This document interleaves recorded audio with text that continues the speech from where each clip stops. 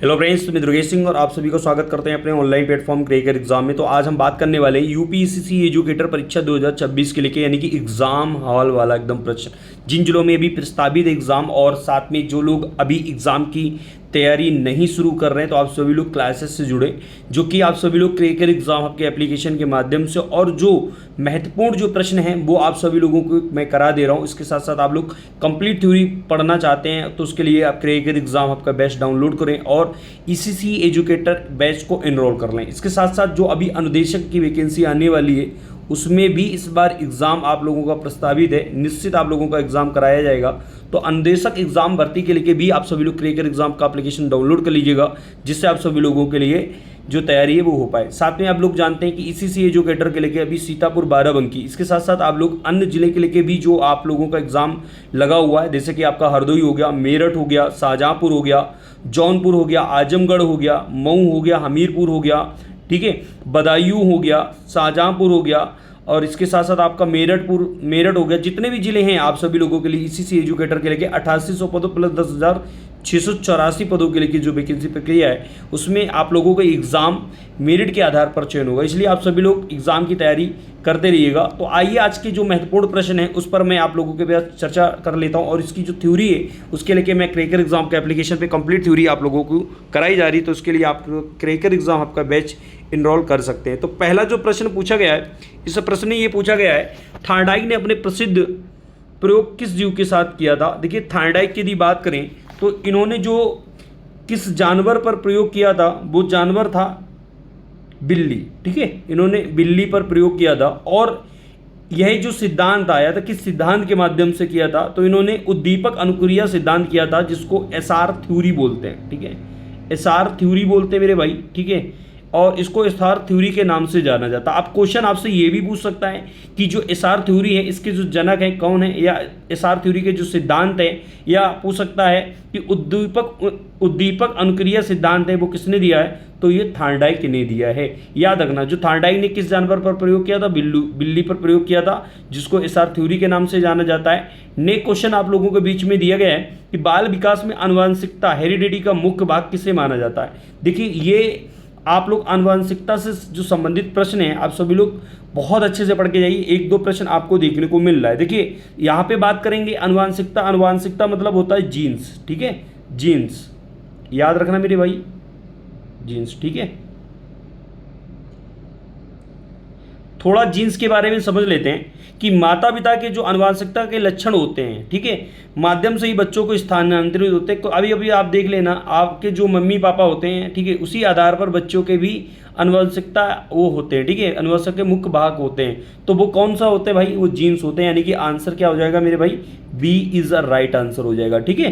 कोशिका नहीं, कोशिका से कोई मतलब नहीं होता, रिक्त रक्त से भी नहीं, क्रोमोसोम जो होते हैं वो बच्चे, लड़की और लड़के का निर्धारित करते हैं। तो आप लोगों को कमेंट करके बताना, जब XX गुणसूत्र होते तो उससे लड़का होता है, या XY से जो गुणसूत्र होते हैं उसके लड़का होता है, ठीक है, या XY से लड़की होती है, या XX से लड़का होता है। आप कमेंट करके आप जरूर आंसर बताइएगा, ठीक, इससे क्वेश्चन पूछा जाता है, ठीक।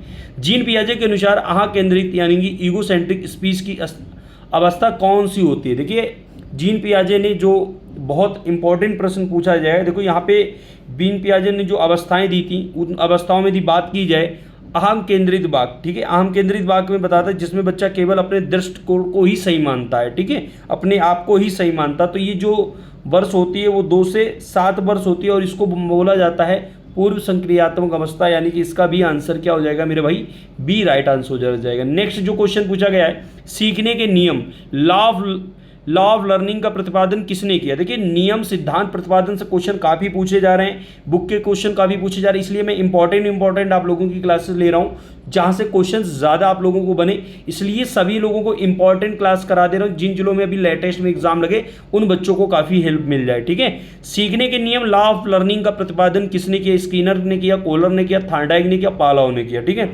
देखिए, यदि बात करें सीखने की बात, तो सीखने का जो नियम था वो थार्डाइक ने दिया था, ठीक है। थार्डाइक ने सीखने के 3 मुख्य नियम दिए थे। कौन कौन से 3 मुख्य नियम दिए थे थार्डाइक ने, ठीक, पहले इसका आंसर जो होगा वो सी हो जाएगा। और थार्डाइक ने 3 मुख्य नियम दिए थे सीखने के लिए। एक इन्होंने पहला नियम दिया था तत्परता का नियम, ठीक है। इन्होंने पहला जो नियम दिया था वो तत्परता का नियम दिया था। दूसरा जो नियम दिया था मेरे भाई याद रखना, वो दिया था अभ्यास का। तीसरा जो नियम दिया था इन्होंने वो दिया था प्रभाव का, ठीक है, प्रभाव का। ये 3 नियम दिए थे। तो याद रखना इसके जो सीखने के लाभ, लर्निंग का प्रतिपादन जो किया था वो किया था थार्डाइक ने। उन्होंने 3 नियम दिए थे, प्रभाव का नियम, तत्परता का नियम और अभ्यास का नियम, ठीक है। नेक्स्ट जो क्वेश्चन है उसमें ये पूछा गया था बुद्धि द्विकारक सिद्धांत 2 फैक्टर किसके द्वारा दिया गया। बहुत अच्छा क्वेश्चन पूछा गया है, ठीक है।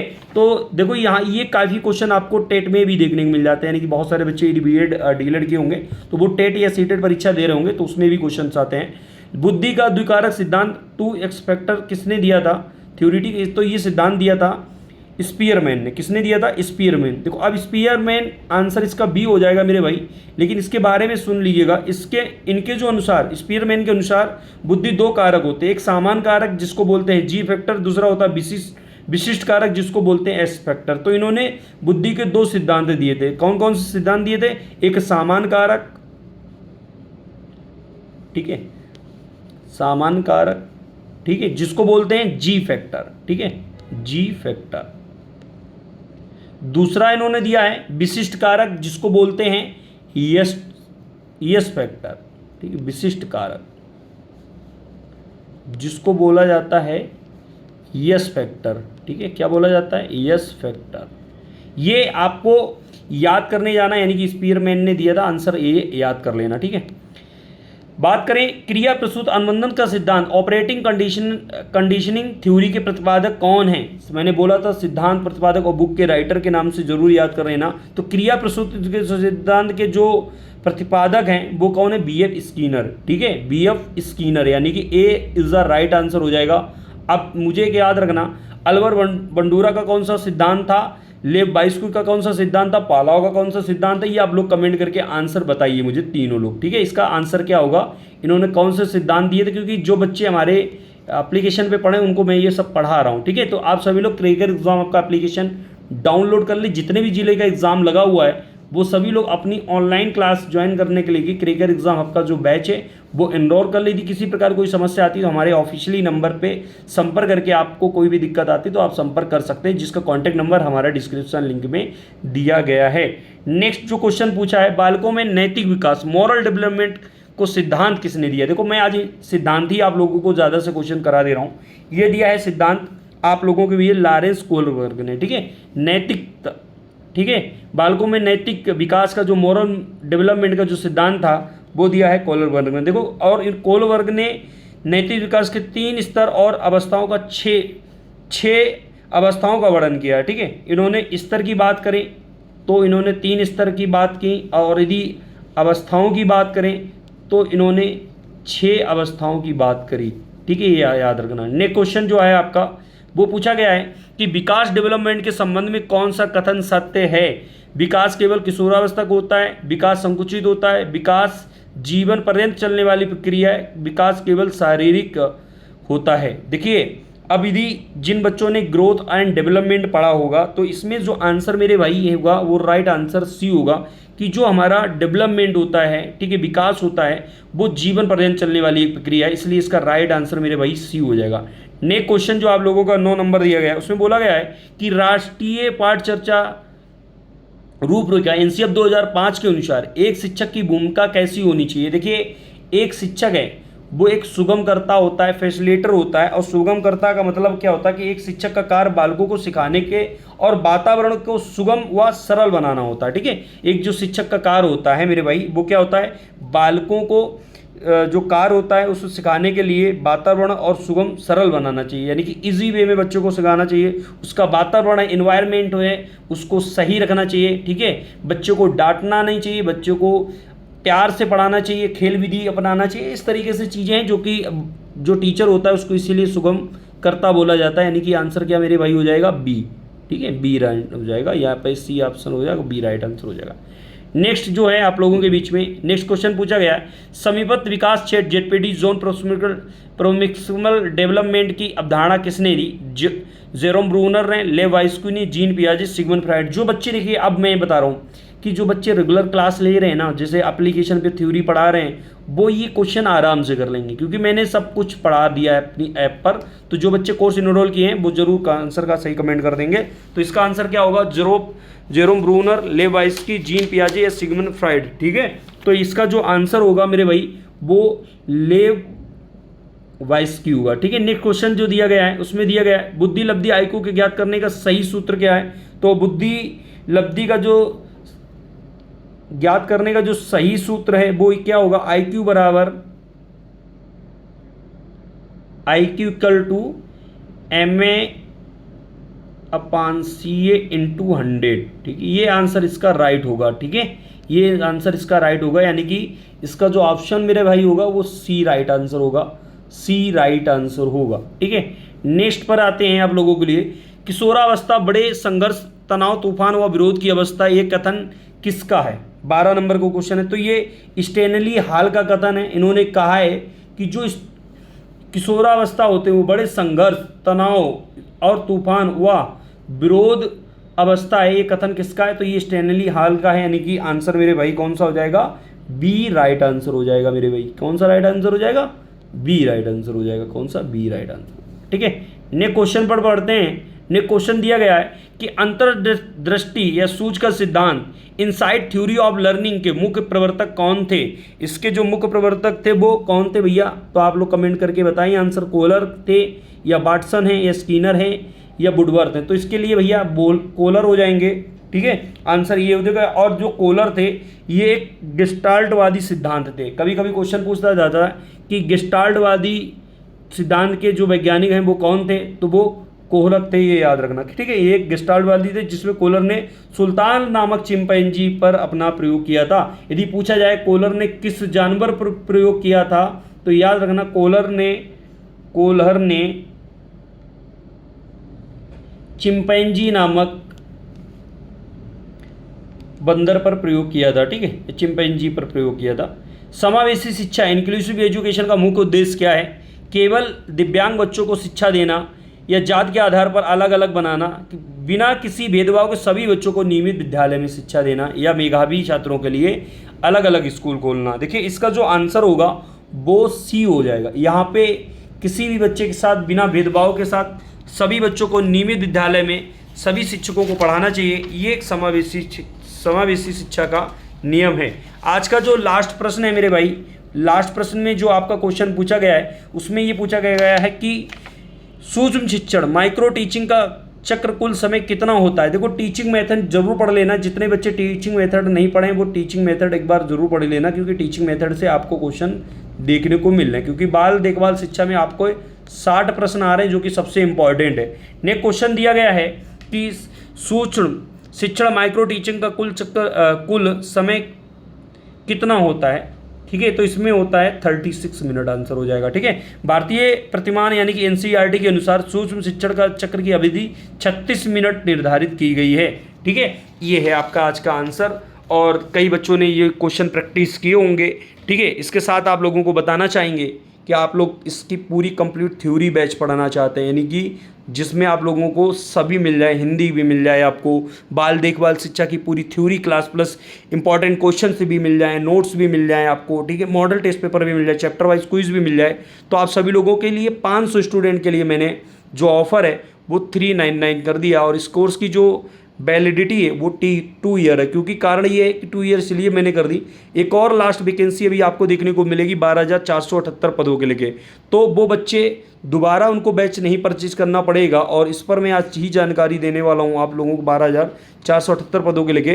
तो इसलिए आप सभी लोग ECC एजुकेटर के लिए जितने भी स्टूडेंट हैं एग्ज़ाम की तैयारी कर रहे हैं या अभी कई जिलों में एग्ज़ाम लगा हुआ है, तो वो चैनल को सब्सक्राइब कर लें और कोर्स को ज़रूर इनरोल कर लें। ठीक है, इसके जो हमारे नोट्स हैं, जो हम आपकी क्लासेस लेते हैं, उसकी जो हमारी PDF है वो हमारी टेलीग्राम चैनल पर प्रोवाइड करा दी जाती है। तो ये हमारा जो स्कैनर दिया गया है टेलीग्राम का, ये आप गूगल लेंस से इसको स्कैन कर लीजिए गूगल लेंस से, और इसके साथ साथ आप क्रैकर एग्जाम हब के टेलीग्राम चैनल को ज्वाइन कर लीजिएगा। जो भी आपके क्विज हैं, पोल्स हैं, डायरेक्ट आप लोग इंटरेक्शन कर सकते हैं। कोई भी डाउट है आपको ईसीसी एजुकेटर को लेके तो आप पूछ सकते हैं, ठीक है। तो ये आया आप सभी लोगों के लिए। तो जितने भी बच्चों ने अभी कोर्स इनरोल नहीं किया मेरे भाई, कर लीजिए, क्योंकि आप सभी लोगों के लिए मिल रहा है यहाँ पे एक बड़ा ऑफर। ऑफर क्या है मैं आप सभी को बता रहा हूँ कि क्रैकर एग्जाम हब की स्थापना दिवस जो कि 28 मई 2021 में हुई थी इसकी, ठीक है, 2021 में हुई थी, 28 मई 2021 में, यानी कि पूरा आप लोगों के बीच में ये संस्थान ओपन किया गया था, जिसकी ठीक है, संस्थान ओपनिंग के लेके यानी कि किया गया था। तो संस्थान स्थापना दिवस के लेके मैंने बहुत सारे अभ्यर्थियों के लेके यहाँ पे 25% का डिस्काउंट लगा दिया है। यानी कि आप अब कोई बैच परचेज कर रहे हैं, चाहे बीसीसी एजुकेटर का बैच ले रहे हैं, ये यूपी टेट का ले रहे हैं, या यूपी टेट के नोट्स ले रहे हैं, सुपर टेट के नोट्स ले रहे हैं, या आप ई बुक नोट्स ले रहे हैं, तो वहाँ पे 20% डिस्काउंट मिलेगा, ठीक है। इसके लेके आपको क्या करना है, अप्लाई कोड करना है। अप्लाई कोड पे जाके आप लोगों को कोड डालना है। कोड में क्या है आपका CEH25, ठीक है, CEH25 आप डालेंगे, अप्लाई कर देंगे, इसके बाद आप लोगों को मिल जाएगा ऑफर, ठीक है।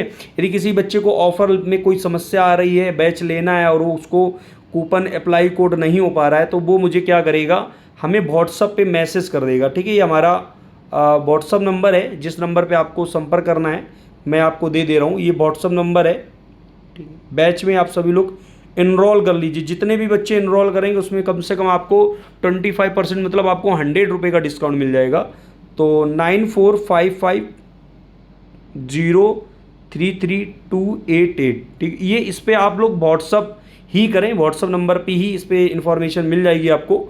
या किसी दिक्कत आ रही तो इस पर व्हाट्सअप कॉल भी कर सकते हैं, आपको व्हाट्सअप कॉल नंबर भी मिल जाएगा, ठीक है। तो इस बैच को इनरोल कर लीजिएगा। जो भी ईसीसी एजुकेटर एग्जाम लगे हुए हैं लेटेस्ट में, अभी जैसे बाराबंकी जिले का लगा हुआ है, सीतापुर का लगा हुआ है, आपका शाहजहाँपुर का लगा हुआ है, मऊ का लगा हुआ है, ठीक है।